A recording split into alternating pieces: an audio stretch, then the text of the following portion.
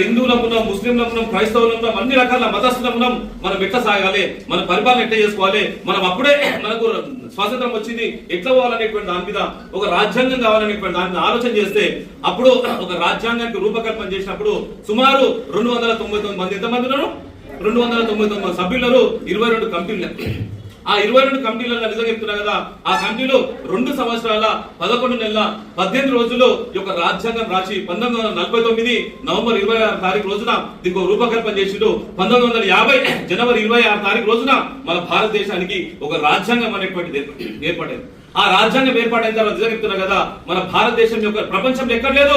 ఎన్ని దేశాల్లో అన్ని దేశాలకు సంబంధించినటువంటి అన్ని తీసుకున్నా కానీ లిఖిత పూర్వకమైనటువంటి రాజ్యాంగం ఏదందో ప్రపంచంలో మన భారతదేశం ఉందంటే ఎంతో మంది మేధస్సు, ఎంతో మంది కృషి వల్లనే ఈరోజు మనం అందరం కూడా హిందువుల, ముస్లింల, క్రైస్తవుల అందరం కూడా ఒక్క తాటి మీద భారతీయత అనేటువంటి మనం దీవిస్తున్నాం. అంటే నిజంగా చెప్తున్నా కదా, మన రాజ్యాంగం ఇచ్చినటువంటి బలాలు అనేటువంటి విషయాన్ని కూడా మరొకసారి